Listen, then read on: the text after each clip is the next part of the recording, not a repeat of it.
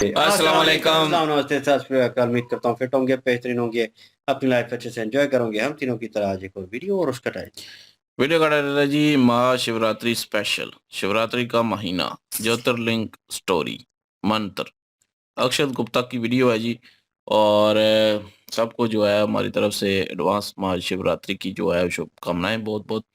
और अभी वीडियो देखते हैं जी, रिव्यू बाद में देंगे। मेरा नाम है राणा मुंदरी, मेरे साथ हैं मोहम्मद समीर खोखर। खालिद सक्रार इकबाल सोगा। Let's start. स्टार्ट। माना तो ये गया है कि महाशिवरात्रि वो रात्रि है जिसमें शिव जी और पार्वती की शादी हुई थी। महाशिवरात्रि की रात के पहले भी तो बहुत कुछ हुआ होगा कि कैसे पार्वती जी ने मनाया शिव जी को। पार्वती का लक्ष्य सिर्फ शिव को पाना नहीं था, सिर्फ शिव जी को पति के रूप में जीतना नहीं था, लेकिन बहुत सारी और ऐसी चीजें जो हैं बड़ी इंटरेस्टिंग। या तो आपने उसको नहीं सुना होगा या कम सुना होगा। क्यों सारे भगवान, सारे देव साथ दे रहे थे पार्वती जी का, कैसे एक वैरागी को गृहस्थ जीवन में लाया गया और ये लाना क्यों ज़रूरी था। बारात में कौन कौन आए थे शिव जी के। शिव जी की शादी में भूत प्रेत क्यों बाराती बन के आए थे, उसके पीछे भी एक कमाल की कहानी है। और उनको सजाया कैसे गया था, उनका सेहरा कैसे बना, सर्पों से। उनके कान में जो हम लोग बाली पहनते हैं उसकी जगह पे 2 बिच्छू टांग दिए। अब वो और भयानक दिखने लगा, लेकिन उनके शरीर से इतना तेज निकल रहा था कि देवताओं की भी आंखें चौंधी आ जा रही थी। आपने कभी सोचा है कि ये सिर्फ 2 लोगों के मिलन, 2 लोगों की शादी की कहानी नहीं, ये पूरे ब्रह्मांड को ऊर्जा देने की कहानी थी। क्यों? शांत मन के शिव है कि अगर आप गलती से भी उनका आह्वान कर लें, गलती से भी उनकी पूजा कर लें, तो भी वो खुश हो के आपको अपना भक्त मान लेते हैं। तो तुम आए हो, तुम चले जाओगे, मैं आया हूँ, मैं चला जाऊँगा, आप आए, आप चले जाएंगे। शिव थे, हैं और रहेंगे।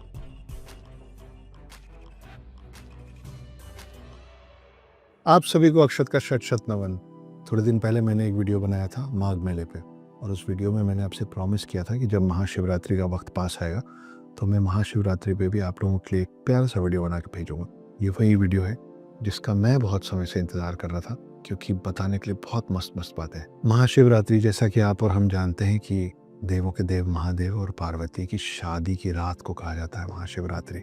महाशिव रात्रि, रात्रि मतलब रात। इतना तो हम सबको मालूम है कि उस दिन पूरा यूनिवर्स, पूरा ब्रह्मांड सेलिब्रेट कर रहा था, हर कोई सेलिब्रेट कर रहा था।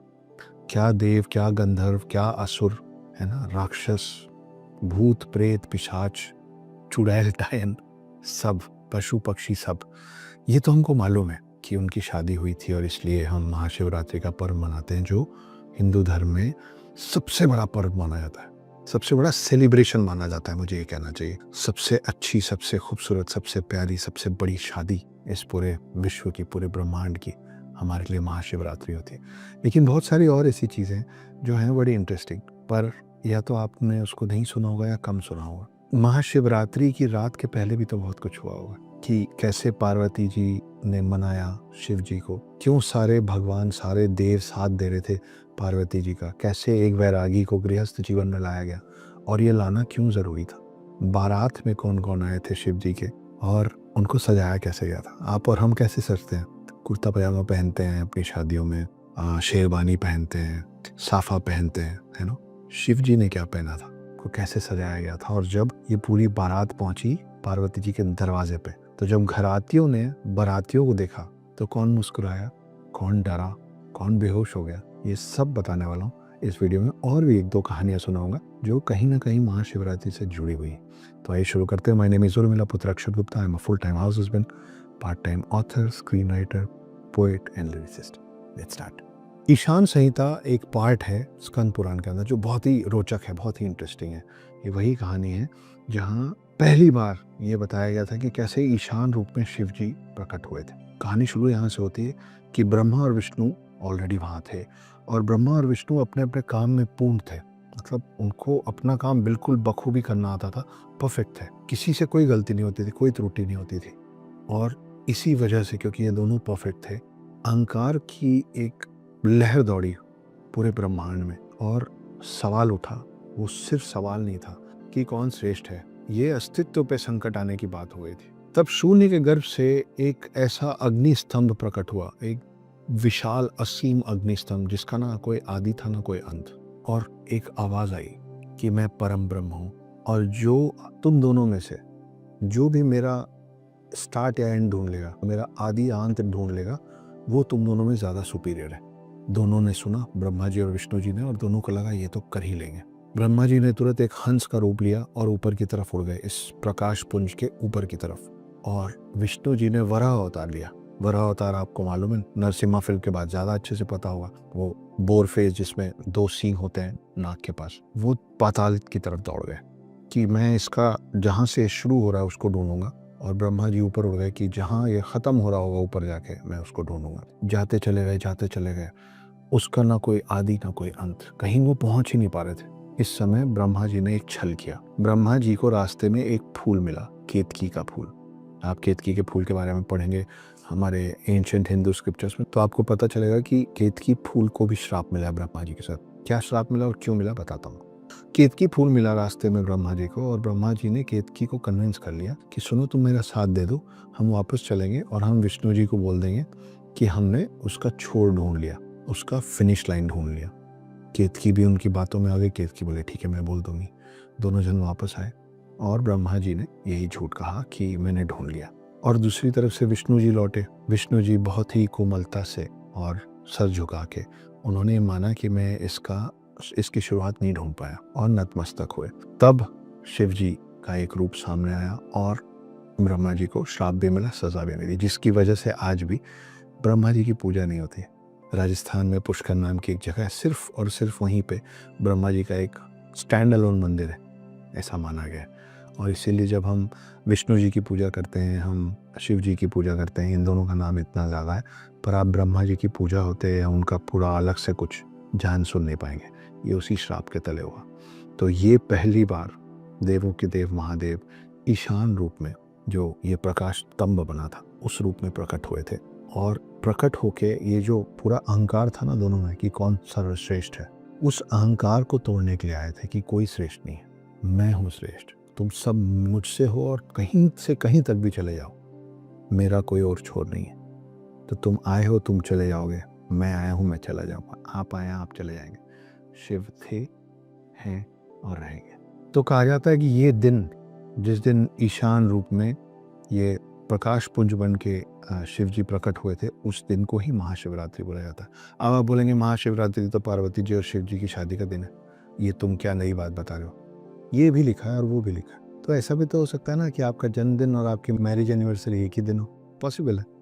कई लोग अपनी शादी अपने जन्मदिन के दिन करते हैं, तो महाशिवरात्रि ऐसा भी तो हो सकता है कि उनकी शादी उसी दिन हुई हो जिस दिन वो प्रकट हुए थे पहली बार। तो ये कहानी आपको और मुझको एक चीज सिखाती है, वो ये सिखाती है कि जब तक अहंकार है तब तक खोज चलती रहेगी, आपको शिव नहीं मिलेंगे। जब अहंकार खत्म होगा तभी आपको परम ब्रह्म शिव के दर्शन होंगे, चाहे वो ब्रह्मा विष्णु हो, चाहे वो आप और मैं हो। जब अहंकार छूटेगा तभी शिव आएंगे। तो अब जैसा कि अभी हम बात कर रहे थे कि माना तो ये गया है कि महाशिवरात्रि वो रात्रि है जिसमें शिव जी और पार्वती की शादी हुई थी। आपने कभी सोचा है कि ये सिर्फ दो लोगों के मिलन, दो लोगों की शादी की कहानी नहीं, ये पूरे ब्रह्मांड को ऊर्जा देने की कहानी थी। क्यों?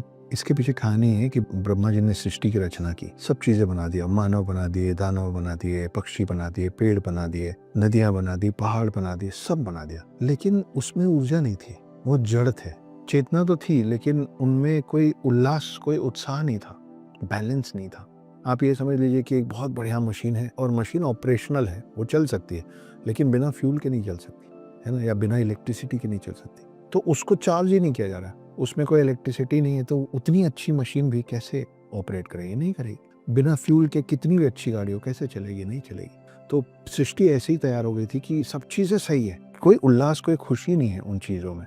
और तब ब्रह्मा जी ने बैठ के तपस्या करनी शुरू की परम आदिशक्ति की। आदिशक्ति प्रसन्न हुई, आदिशक्ति आई, उन्होंने पूछा क्या परेशानी है। ब्रह्मा जी ने बताया कि ये परेशानी है, सब कुछ है लेकिन बैलेंस नहीं है, ऊर्जा नहीं है।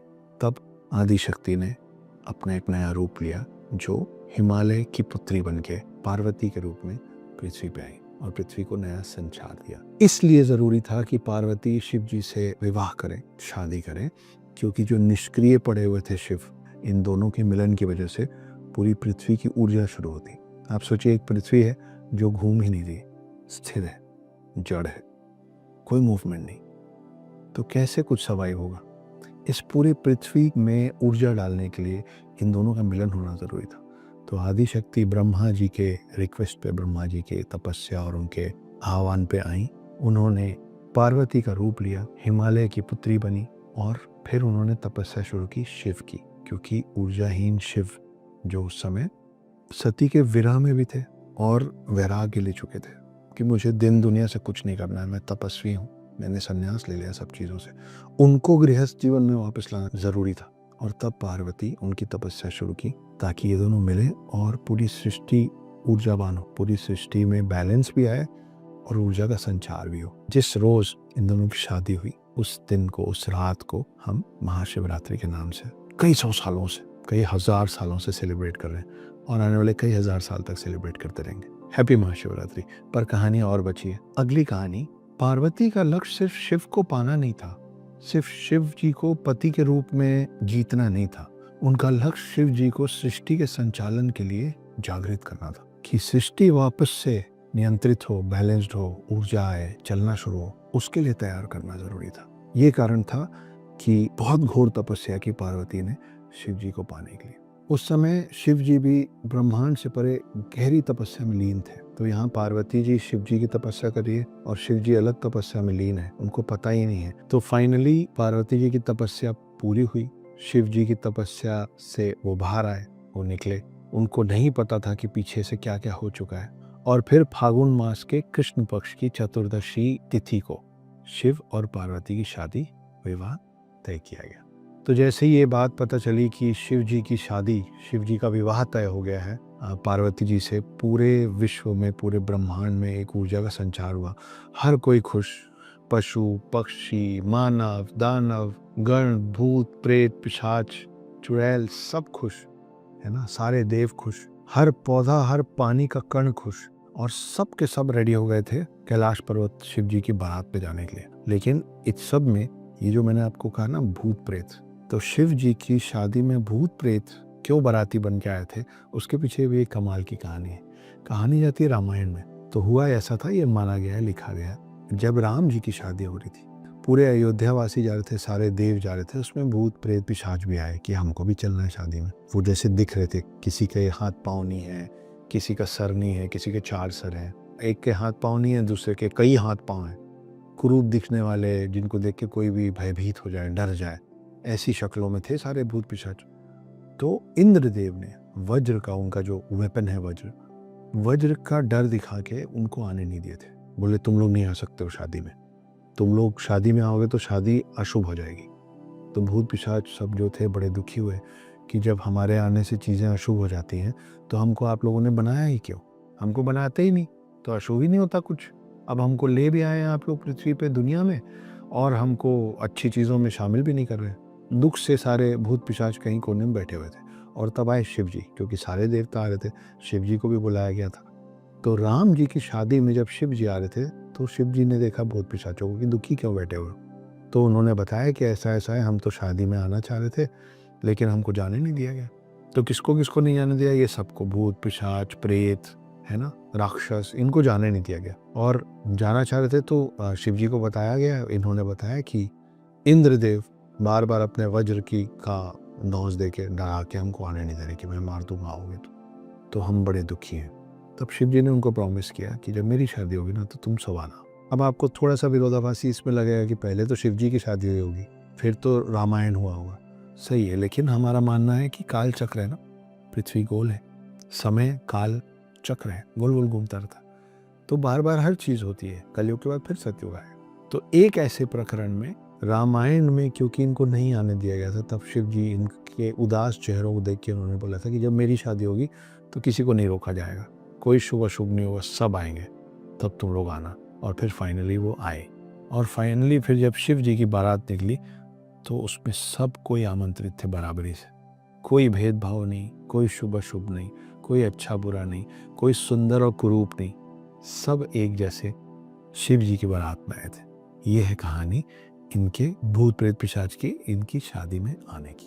तो अब पूरी तैयारी हो गई थी बारात की, लेकिन दूल्हे राजा तो अभी रेडी नहीं हुए थे। तो जब उनको बाहर लाया गया तो सारे देवताओं ने बोला कि आज तो आपका विवाह है, आज तो आपको सजाएंगे, आपको सजना ही चाहिए, आपको तैयार होना ही चाहिए। तो कुछ गण सामने आए, शिव जी के गण, और बोले हम लोग मिलकर आपको सजाएंगे। अब शिव जी के गण उनको धन धान्य, मोती, सोना, चांदी, हीरा, फूल, ये सब समझ में नहीं आता, साफ दिल के हैं लेकिन हैं शिव के गण। तो शिव जी ने बोला ठीक है सजाओ मेरे को। बैठ गए शिव जी सजने। अब देखिए कि गणों ने उनको मिलकर सजाया कैसे। उन्हीं की जटा को तोड़ मरोड़ के उनका मुकुट बना दिया। उनका सेहरा कैसे बना? सर्पों से। उस मुकुट से सांप बांध दिए गए जो ऐसे ऐसे लटक गए जैसे सेहरा होता है। उनके कान में जो हम लोग बाली पहनते हैं उसकी जगह पे 2 बिच्छू टांग दिए, बिच्छू पकड़े हुए हैं। उनके बाजूबंदी इस जगह पे और सांप बांध दिए गए। एक पंचमुखी सर्प उनके गले में बांध दिया गया, जैसे हम लोग मोतियों का हार पहनते हैं उस टाइप से सजाने के लिए। इस तरीके से शिव जी को पूरा इन लोगों ने तैयार किया। अब वो और भयानक दिखने लगा, लेकिन उनके शरीर से इतना तेज निकल रहा था कि देवताओं की भी आंखें चौंधी आ जा रही थी कि वो देख ही नहीं पा रहे थे। वो ऐसे ऐसे करके अपनी आंखें बंद कर ले रहे थे। तो एक गण ने देखा कि अरे हमारे शिव जी को तो ये लोग देख ही पा रहे। वो जल्दी से गया शमशान घाट और वहाँ पे जो नई नई फ्रेश चिताएं जली थी उसका राख लाके शिव जी के ऊपर उन लोगों ने पूरा मल दिया, उस तेज को कम करने के लिए कि उसके ऊपर अपन एक लेयर लगा देंगे ना तो फिर देख पाएंगे आप। जैसे हम लेंसेज के आगे चीज़ें लगा देते हैं ताकि वो लाइट डायरेक्ट हमारे आँख में ना पड़े, है ना। तो ये उन्होंने अपने हिसाब से बड़ा समझदारी का काम किया और ऊपर से लगा दिया भस्म कि चलिए। अब एक स्ट्रक्चर था कैसे चल रहे थे। सबसे आगे देवगण चल रहे थे, सारे देवी देवता चल रहे थे और उसके काफ़ी पीछे में सारे भूत पिशाच गंधर्व, है ना, और जितने भी किन्नर ये सब पीछे। अब ये पूरे बाराती हल्ला गुल्ला करते मौज मस्ती करते गाना गाते बजाते पहुंचे पर्वतराज हिमालय के महल में जहाँ पार्वती थी, पर्वतराज हिमालय की बिटिया। अब सारे बारातियों को देख के घराती एकदम रेडी खड़े हैं और सबसे आगे कौन दिख रहे हैं? देवी देवता सुंदर सुंदर। तो सभी लोगों को लगा कि जब बाराती इतने सुंदर हैं तो दूल्हे कितने सुंदर होंगे। और जैसे ही सारे भगवानों का आना खत्म हुआ तो फिर दिखे शिव और साथ में सारे उनके गण भूत पिशाच प्रेत सब। उनको देख के कई घराती मतलब पर्वतराज हिमालय की तरफ के लोग इतना डर गए कि कुछ लोग भागने लगे, कुछ लोग नजर नहीं मिला रहे। और मैना देवी जो थी मतलब पार्वती की मम्मी, पार्वती की माँ, पर्वतराज हिमालय की पत्नी, वो मूर्छित हो गई, बेहोश हो गई। मतलब शिव जी को देख के वो बेहोश हो गई। बड़ी मुश्किल से जतन करके उनको वापस जगाया गया। वो उठी, बोले मैं शिव जी से शादी होने ही नहीं दूंगी पार्वती की। अब ये नया प्रॉब्लम। बोले मैं ऐसे व्यक्ति को थोड़ी ना, ये कैसे दिख रहे हैं, ये इनसे मैं अपनी राजकुमारी की शादी, अपनी बेटी की शादी थोड़ी ना कराऊंगी ही नहीं। सब लोग परेशान, क्या करें क्या करें। तब फिर देवता विष्णु जी, ब्रह्मा जी, सारे देवता आ गए और फिर से उनसे रिक्वेस्ट की गई शिव जी से कि अब आपके गणों ने आपको सजा दिया ना, अब हमको एक मौका दीजिए, हम आपको सजाएंगे, हम आपको तैयार करेंगे। और फिर से शिव जी को तैयार किया गया। और उसके बाद जब शिव जी को तैयार किया गया और उनका जो रूप निखर के आया, जब ये सब चीज़ें हटा के उनको असल में एक जवाई राजा बनाया गया, तो वो इतने सुंदर थे तब उनको एक नाम मिला चंद्रशेखर। और तब जाके मैना देवी इस शादी के लिए वो राजी हुई। दोनों की यहाँ से पार्वती जी और शिव जी की शादी हुई। तो दोनों का मन रखा गया, शिव जी ने सबका मन रखा। पहले भूत पिशाच और गणों को बोल दिया तुम सजा लो। जब वो नहीं काम हुआ तो यहाँ पहुँचने के बाद जब गड़बड़ हुई तो भगवान को बोला ठीक है आप भी सजा लो। तो सोचिए कि हर तरीके के लोगों ने शिव को अपने अपने हिसाब से सजाया। इतने शांत मन के शिव हैं कि अगर आप गलती से भी उनका आह्वान कर लें, गलती से भी उनकी पूजा कर लें, तो भी वो खुश होकर आपको अपना भक्त मान लेते हैं। अब जैसे कि मैंने आपसे कहा कि अगर गलती से भी आप उनकी पूजा कर ले, उनको याद कर ले, तो आपका भी भला कर देते हैं। इसके पीछे एक कमाल की कहानी है। बहुत समय पहले की बात है, एक शिकारी था जिसका नाम था चित्रभानु। वो कर्जे में डूबा हुआ था। तो जिन लोगों से उसने कर्जा लिया था उन लोगों ने उसको पकड़ा और उसको एक पेड़ से बांध दिया। अब वो जहाँ पे बंधा था, क्योंकि वो दिन शिवरात्रि का था, कहानी है शिवरात्रि का दिन था, छोटे छोटे गांव होते थे जो यहाँ पेड़ से बांधा गया ताकि सब देख सकें कि जो कर्ज लेता है और कर्ज नहीं चुकाता उसके साथ क्या किया जाता है। तो उसको पेड़ से बांध दिया गया था और वहीं पे मंदिर था जहाँ पे लगातार शिव जी के नाम का जाप चल रहा था, क्योंकि शिवरात्रि थी, उनके नाम की पूजा हो रही थी। अब ये बंधा और ये नास्तिक आदमी था, मतलब इसको भगवान पे कोई भरोसा नहीं था। अब ये वहाँ बंधा शिव के नामों के जाप सुनता रहा। फिर जब बहुत समय हो गया, लोगों की नज़र उससे हटी, तो चुपचाप वो शिकारी अपने आप को खोल के भागा वहाँ से। खाया पिया कुछ था नहीं, सुबह से भूखा था क्योंकि उसको बांध के रखे थे, तो उसको शिकार करना था क्योंकि उसको भूख लगी थी। वो गया और एक बेल के पेड़ पे चढ़ गया रात भर शिकार करने के लिए, और उसको रात भर भूखा बैठना पड़ा, खाने को था ही नहीं। और उसको नींद भी आ रही क्योंकि पूरे दिन उसको बांध के खड़ा रखे थे, थक गया था। अब जब उसको नींद आ रही थी तो उसको जगे रहना था, तो उसने एक काम करना शुरू किया। उसने जिस बेल के पेड़ पे वो बैठा था उससे पत्ते तोड़ के वो नीचे गिराने लग गया ताकि उसकी नींद ना लग जाए। जब आप कुछ करते रहते हैं ना तो आपको नींद नहीं आती, जब आप स्थिर बैठोगे तो आपको नींद आएगी। तो वो कुछ ना कुछ मोशन में रखा हुआ था अपने आप को कि मेरे को नींद ना आए। अब एक पेड़ के ऊपर कोई क्या कर सकता है? वो लगातार बेल के पत्ते तोड़-तोड़ के हर थोड़ी देर में गिरा रहा था कि वो उसका बॉडी मोशन में रहे ताकि उसको नींद ना आए। इस पेड़ के नीचे एक शिवलिंग था और ये बेल पत्र जा के शिवलिंग के ऊपर गिर रहा था। अब उसको पता नहीं था, लेकिन शिवरात्रि के दिन उसने तीनों काम कर लिया था। क्या-क्या?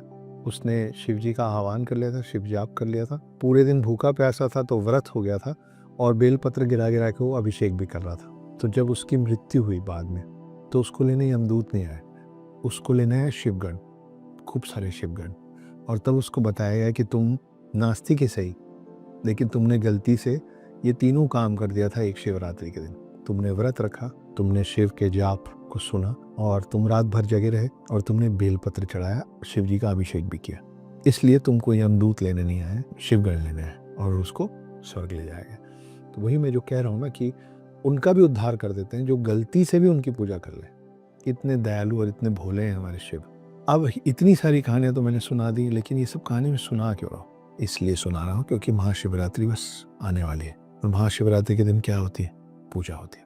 पर कुछ ऐसे मंदिर हैं जहाँ पे शिवरात्रि के दिन खास पूजाएं होती हैं, जिन मंदिरों की मान्यताएं बाकी नॉर्मल शिव मंदिरों से ज्यादा है। तो ऐसे कई मंदिर हैं देश भर में जहाँ पे महाशिवरात्रि के दिन बड़ी बड़ी पूजाएं होंगी। आपकी इच्छा पूर्ति कहीं होगी, आपकी अभी की परेशानियां और दिक्कत कुछ और चल रही होंगी।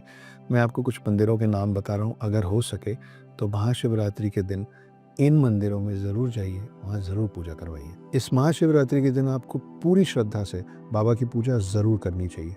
जैसे आप बाबा से धन और बाधाओं के निवारण का आशीर्वाद चाहते हैं तो आपको ओमकारेश्वर ज्योतिर्लिंग मंदिर में 10,08,000 महामृत्युंजय महाअनुष्ठान और पंचामृत रुद्राभिषेक अवश्य करानी चाहिए। वहीं अगर आप चाहते हैं कि बाबा आपको इच्छा पूर्ति और आपको फाइनेंशियल बर्डन जो है, आर्थिक बोझ जो है, उससे राहत का आशीर्वाद अगर आप उनसे चाहते हैं तो आपको त्र्यंबकेश्वर ज्योतिर्लिंग और स्वयंभू ज्योतिर्लिंग में रुद्राभिषेक पूजा ज़रूर करानी चाहिए। महाशिवरात्रि की रात जब निशित काल आता है तब भगवान शिव की आराधना का फल बहुत बेहतर होता है, अनंत होता है। तो इस अपॉर्चुनिटी को, इस वक्त को मिस मत कीजिएगा। इस पवित्र समय पर ज्योतिर्लिंग पर जल और बेलपत्र से अभिषेक करना जीवन के सारे दोष, सारी बाधाएं, सारी चिंता, सारी तकलीफों को शांत करने में मदद करता है। लेकिन अगर किसी भी वजह से आप इन मंदिरों में नहीं जा पा रहे हैं तो मैं आपको सजेस्ट करूंगा कि श्री मंदिर ऐप को जाके ट्राई कीजिए, उसको चेक कीजिए। ऑनलाइन माध्यम से घर बैठे बैठे पूरी पूजा करवाइए और आप उनसे चढ़ावे की सेवा भी ले सकते हैं और ये पूरा आपको रिकॉर्डेड मिलेगा आपके नाम और गोत्र के साथ। तो ऐसा नहीं है कि बहुत बड़ी पूजा हो रही होगी जिसमें आपका भी कर दिया जाएगा, आपका नाम और गोत्र पूछा जाएगा। ऐसे पंडित जो विद्वान पंडित है, जो मान्यता प्राप्त पंडित हैं उन मंदिरों के, वहाँ पे बैठ के, उस मंदिर प्रांगण के अंदर बैठ के आपके नाम और आपके गोत्र के साथ आपकी पूरी पूजा करवाएंगे और उसका ऑनलाइन प्रमाण आपके पास भेजा जाएगा। तो अगर आप जा पाए इन मंदिरों में तो ज़रूर जाइए, पर किसी भी वजह से अगर आप ना जा पाए तो ज़रूर जाइए शिव मंदिर ऐप के द्वारा।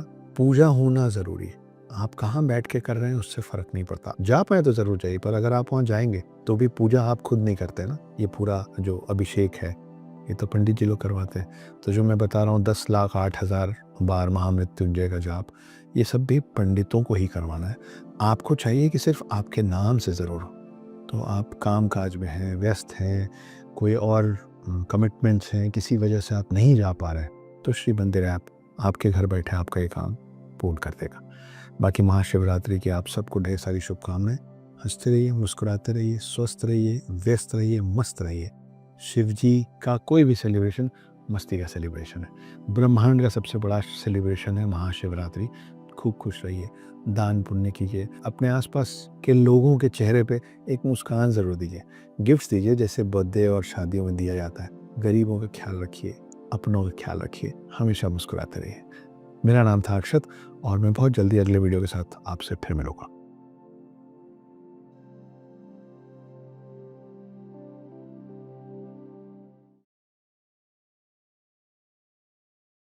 जी, बिल्कुल जी, बहुत ही खूबसूरत जो कथा थी वो सुनने के लिए मिली है। महाशिवरात्रि इतना बड़ा जो उत्सव मनाया जाता है, उसके पीछे कहानी क्या है, वो मनाने का उद्देश्य क्या है, वो सारी कथा इन्होंने बताई है कि महाशिवरात्रि के हवाले से 2 बातें बताई जाती हैं कि दोनों की वजह से महाशिवरात्रि मनाई जाती है। एक बात तो ये है कि माता पार्वती जी और शिव जी जो हैं, इस रात को इनका विवाह हुआ था और इसलिए महाशिवरात्रि जो है वो मनाई जाती है। लेकिन दूसरी कथा ये है कि विष्णु जी और ब्रह्मा जी दोनों कहीं बैठे हुए थे, तो आपस में गुफ्तगू करते-करते, आपस में बात करते-करते दोनों जो हैं, मान्यता ये है कि उनमें अहंकार जो है वो आ गया था कि हम दोनों में से बड़ा कौन है।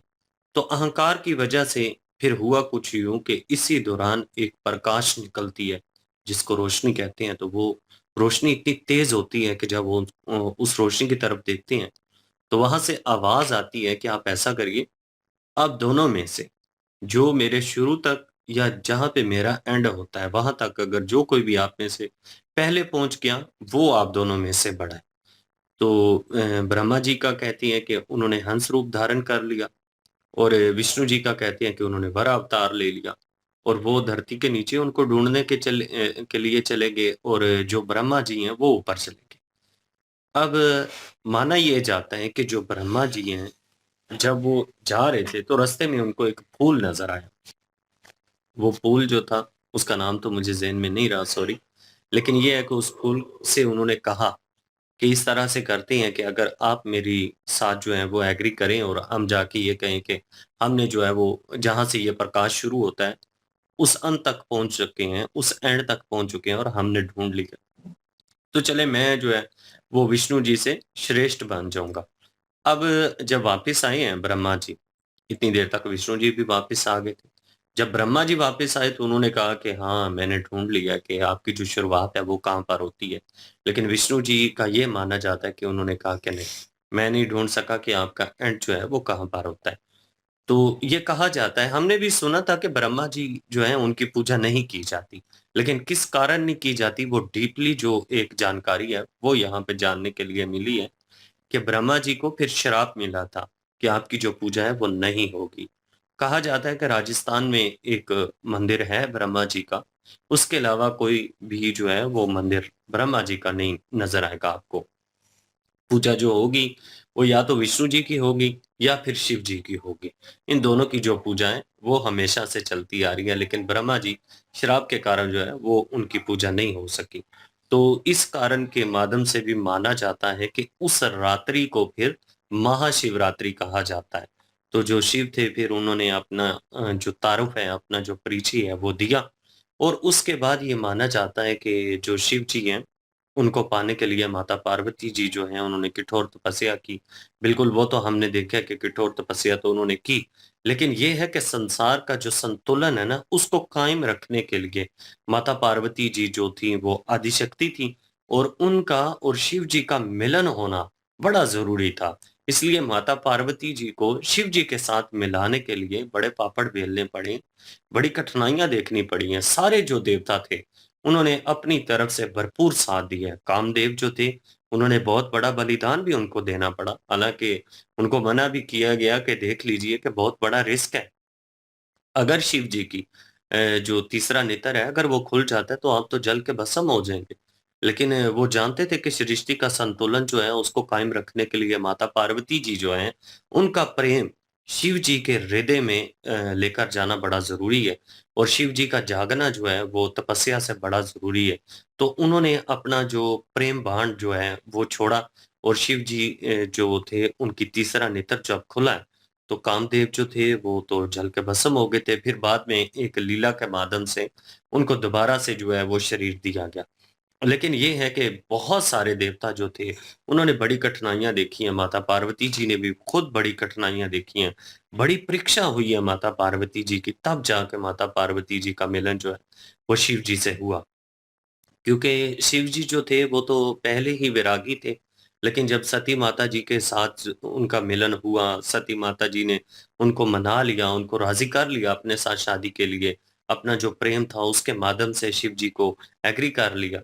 तो फिर जब सती माता जी जो थीं वो एक यज्ञ में गईं, जो प्रजापति दक्ष ने यज्ञ किया था, उसमें जिस तरह से उनका अपमान किया गया शिव जी का, वो उस चीज़ का सहन ना कर सकीं और उन्होंने अपने जो शरीर था 5 तत्वों से बना हुआ, उसको त्याग दिया कि मैं इस शरीर के माध्यम से अगर अपने जो महादेव हैं, उनकी जिस तरह से मेरे सामने अपमान हुआ है, मैं इस चीज़ को सहन नहीं कर सकती। और उसके बाद शिव जो थे वो टूट के बिखर चुके थे। वो इन सब चीज़ों से दूर हो चुके थे और उन्होंने फिर से अपना वैरागी जो रूप था वो धारण कर लिया था। जब सारे देवताओं ने ये जो है वो कोशिश की, प्रयास किया माता पार्वती जी को शिव जी के साथ मिलाने के लिए, तो शिव जी ने उनसे यही कहा था कि क्या आप चाहते हैं कि मैं दोबारा उसी पीड़ा में से गुज़रूँ, जिस पीड़ा में से मैं पहले गुज़रा हूँ? तो फिर सब देवताओं ने उनको समझाया, उनको राज़ी किया और उसके बाद माता पार्वती जी जो हैं, उनका बड़ा योगदान है। बड़े अवतार उन्होंने लिए हैं, जो शिव जी के साथ मिलने के लिए, कोई इतना आसान काम नहीं हुआ। हमें तो यही लगता है कि माता पार्वती जी जो हैं, वो उन्होंने कठोर तपस्या की और उसके बाद उनका मिलन हुआ। बड़े अवतार उनको लेने पड़े, बड़े पापड़ बेलने पड़े। उसके बाद जाके शिव जी जो हैं, उनको वो प्रसन्न कर सकी हैं और इस काबिल हो सकी हैं, क्योंकि शिव जी ने हर जगह पर उनकी परीक्षा ली और शिव जी ने यही कहा, जब तक माता पार्वती जी इस योग्य नहीं हो जाती कि वो आदि शक्ति का जो रहस्य है, उसको समझने की जो काबिलियत है, उनमें वो नहीं आ जाती, उस वैल्यू को वो नहीं समझ लेती, तब तक मैं उनसे विवाह जो है वो नहीं करूँगा। फिर एक ऐसा टाइम आया कि शिव जी को लगा कि अब माता पार्वती जी जो हैं वो इस लेवल की हो चुकी हैं कि अब उनसे विवाह कर लेना चाहिए। तो फिर जो है माता पार्वती जी का उनके साथ विवाह हुआ और किस तरह से शिव जी की बारात जो है वो आई और जितने भी गण प्रेत थे, जिन भूत थे, उनको किस तरह से यहाँ पे आने के लिए कहा गया, ये भी इन्होंने रामायण का एक हिस्सा बताया है कि वहाँ पे उनको मना किया गया और शिव जी ने उनको कहा कि आप मेरी शादी में ज़रूर आएँगे। तो उन सबको वो साथ लेकर आए और किस तरह से बारातिये जो हैं वो डर गए और डरने के बाद जो है कुछ बारातिये बेहोश हो गए और मैनावती महारानी जो थी, वो भी बेहोश हुई थीं। फिर शिव जी को दोबारा से सजाया गया और उनका विवाह जो है वो हुआ और इस दिन को महाशिवरात्रि माना जाता है। जी, बिल्कुल जी, यहाँ पे जो है वो यही बताया गया है कि महाशिवरात्रि जो है वो क्यों मनाई जाती है और सबसे पहले तो आपको जो है महाशिवरात्रि की जो है बहुत-बहुत शुभकामनाएँ हमारी तरफ से। और इन्होंने 2 वजह बताई हैं और दोनों लिखी हुई हैं। तो दोनों पे कोई जो है वो पहली वजह मानता है, कोई दूसरी जो है। ज़्यादा मेरे ख़्याल में जो माता पार्वती और शिव जी का विवाह हुआ था, उसी को मानते हैं। लेकिन उन्होंने 2 ही वजह बताई हैं और एक वजह वही कि प्रकट हुए थे वो थंब में से। तो शिव जी और मतलब उनका जन्मदिन वो कह रहे थे तो इन्होंने यही बात कही कि जन्मदिन पे जो है वो विवाह जो है वो अक्सर करते हैं लोग। तो हो सकता है कि उस वक़्त शिव जी का भी विवाह उसी दिन जो है वो तय पाया हो। तो इसलिए जो है वो एक ही दिन में हो तो इसलिए महाशिवरात्रि जो है उस रात्रि को जो है बोला जाता है और उसका उत्सव जो है वो मनाया जाता है। और सबसे बड़ा उत्सव ये कह रहे थे कि मनाया जाता है और बड़े जोश-ओ-ख़रोश के साथ मनाया जाता है। तो बाकी जो है वो देवों के देव हम देख रहे हैं और उसमें जो पहली जो सारी स्टोरी थी वो भी दिखाई गई है कि वही बात के श्रेष्ठ कौन है और उसके बाद अंत और जो अपना स्टार्ट था वो देखना था। तो वो दोनों में से किसी को नहीं मिला लेकिन ब्रह्मा जी जो है वो झूठ बोल के वो फूल लेके आ गए कि ये अंत था। तो इसलिए जो है वो उनको श्राप भी दिया गया और उनकी पूजा नहीं होती और ये भी एक बताई गई थी रीज़न देवों के देव। दूसरा जो है विवाह हमने भी देखा था कि सब जो है वो विवाह में सम्मिलित हुए थे और विवाह जो है वो किस तरह हुआ था, गए थे वही जो भस्म है वो अपने जिस्म पे लगा के और वहाँ पे जो है माता पार्वती की माता जो हैं वो मूर्छित हो गई थी। तो उसके बाद फिर से जो है वो सजाया गया था शिव जी को और उसके बाद विवाह जो है वो संपन्न हुआ था। तो ये चीज़ें जो हैं वो सारी हमने देखी हुई थी और इन्होंने डिटेल में बताई हैं और हमें भी जो है वो काफ़ी सारी जानकारी इससे मिली है कि क्या क्या हुआ है, कैसे हुआ और उसके बाद इन्होंने एक और भी स्टोरी सुनाई कि शिव जी जो हैं वो बड़े पोलाइट हैं एक किस्म के, कोई गलती से भी उनकी जो है कोई पूजा कर दे तो वो उनकी वक्त भी मान सुनते लेते हैं, हैं। वो भक्त मान लेते हैं उनको। तो वो उन्होंने एक वो कहानी बताई कि इस तरह जो है वो एक चोर था। तो वो भी इसी तरह जो है वो गलती कर्जा से कर्जा लेने वाला कर्ज़ा था। लेने वाला था या कर्जा कर्ज़ा लेता लेने वाला शिकारी शिकारी था, था करता ना, था। तो शिकारी कर्जा भी था। लेता था। हुँ। तो वही चीज़ जो है उन्होंने बताई कि वो बेलपत्र जो है वो फेंक रहा था। तो वो भी एक किस्म का गलती से बन गया, अनजाने में।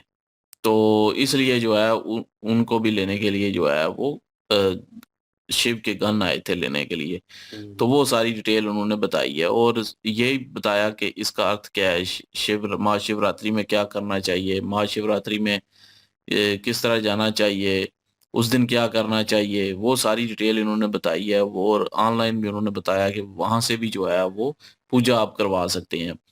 तो वो सारी डिटेल दी, लेकिन मेन जो चीज़ थी वो यही थी कि महाशिवरात्रि क्यों मनाई जाती है और महाशिवरात्रि क्या है। तो वो पूरी डिटेल इन्होंने बताई है, लेकिन ये हमने देवों के देव महादेव में भी देखा हुआ है और भी जो है वो जानकारी में हमारी में इजाफा हुआ है।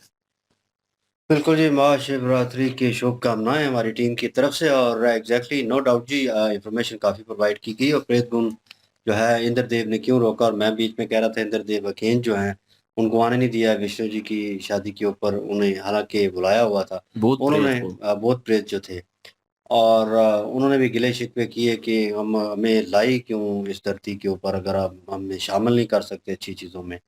शिव जी ने वहाँ पे प्रॉमिस किया था कि जो मेरा विवाह होगा उसमें आप जो है सम्मिलित होंगे, शामिल होंगे। तो वो उन्होंने वादा जो है प्रॉमिस जो है वो पूरा किया। लेकिन आगे जो बारातियाँ थी जिन्होंने अटेंड करना था अ, तो वहाँ पे प्रॉब्लम जो है वो क्रिएट हो गई क्योंकि शिव जी का अपना रूप जो है, जिस तरह उन्होंने धारण किया ड्रामे में थोड़ा डिफरेंट वे में उसको जो है वो डिस्क्राइब किया गया है। यहाँ पे बिच्छू जो है उनके जो है कानों में डाले गए, यहाँ पे हमें ड्रामे में बालियाँ नज़र आ रही हैं। तो थोड़ा डिफरेंट सिनेरियो सेहरा यहाँ पे नहीं दिखाया गया ड्रामे में, लेकिन यहाँ पे उन्होंने बताया कि साँपों का वो बना हुआ था। तो बाजू के ऊपर भी वो साँप और जिस्म जो है इतना चमक रहा था, इतनी उसमें से लाइट निकल रही थी, रोशन था कि आँखें चौंधिया आ रही थी जो देव वहाँ पे खड़े थे। तो वहाँ पे मेरे ख़्याल में प्रेत गुण जो है उन्होंने जो है वो राख जो है वो लेके आए और वो उनके जिस्म के ऊपर मली और यहाँ पे थोड़ा डिफरेंट वे में उसको दिखाया गया ड्रामा में। लेकिन इन्होंने अच्छे वे से डिस्क्राइब किया, हमेशा ही जो है एक अच्छे और पोलाइट वे से जो है उसको डिस्क्राइब करते हैं। जितनी भी ये कहानियाँ हैं इससे रिलेटेड तो बहरहाल इन्फॉर्मेशन वाली वीडियो थी, मज़ा भी आया, एन्जॉय भी किया। कुछ मिस कर दिया हो तो अगेन माज़रत चाहते हैं और इनकी ओरिजिनल वीडियो की लिंक भी डिस्क्रिप्शन में मौजूद होगी। इंशाल्लाह मिलते हैं नेक्स्ट वीडियो में। अपना ख्याल रखिएगा, दुआ में याद रखिएगा। तब तक के लिए अल्लाह अल्लाह हाफिज़, हाफिज़, पीस। पीस।